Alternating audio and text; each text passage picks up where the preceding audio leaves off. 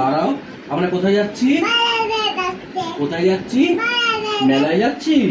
আসো আসো আসো আসো, কোলে আসো, লাফ মারো লাফ মারো। চলো আমরা মেলায়। বাবা কোথায় যাচ্ছ? আচ্ছা, টাটা। টাটা করে দাও। চলো। হ্যালো এভরিওয়ান, তোমরা সবাই কেমন আছো? আমরা খুব ভালো আছি। আর এখন আমরা সবাই মিলে মেলায় যাচ্ছি। আজকে আমাদের মেলায় যাওয়ার কোনো প্ল্যানই ছিল না। আমরা বাজারে যাব বলে তৈরি হয়েছিলাম। এর মধ্যেই দেখি ননদ আর তার হাজবেন্ড বাড়িতে এসেছে। ওরা মেলায় যাওয়ার জন্যই বাড়ি থেকে বেরিয়েছিল, কিন্তু যাওয়ার পথে আমাদেরকেও জোর করে মেলায় নিয়ে গেল। মেলায় গিয়েই ননদের মেয়ে কিন্তু এই রাইডটা চড়ে নিল, কারণ এটা চড়তে ও খুব ভালোবাসে।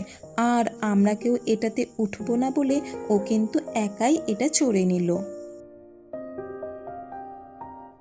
তারপর সবাই মিলে একটু ফিশ কাবাব আর চিকেন কাটলেট খেয়ে নিলাম। দেখো তো কি সুন্দর দোকানে খাবারগুলো সাজিয়ে রেখেছে। যাই হোক, ফিশ কাবাব খেয়ে কিন্তু একটু ঘুগনি খেয়ে নিলাম। মেলায় যাব আর ঘুগনি খাবো না, তাই কি কখনো হয় বলো?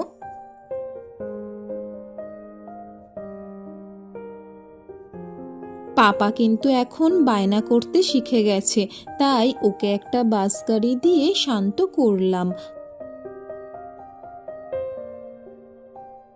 বাসটা হাতে পাওয়ার সঙ্গে সঙ্গে পাপা কিন্তু খুব ভালো করে দেখে নিল। আর এদিকে ওর দিদি নিজের জন্য চাবির রিং আর বন্ধুর জন্য ব্রেসলেট কিনে নিল। তারপর একটা দোকান দেখে সবাই মিলে জল খেয়ে নিলাম। আর তোমাদেরকে বললাম না, পাপা এখন বায়না করতে শিখেছে, যেই দোকানে যাচ্ছে সেই দোকানেই কিন্তু কিছু না কিছু নেওয়ার বায়না করছে। আর আমিও বা কম যাব কেন?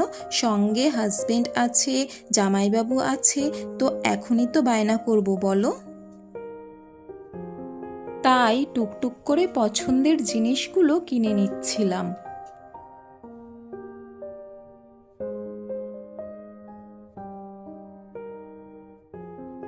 আপাতত এই পুতুলটা কিনে এই শর্টসটা শেষ করছি।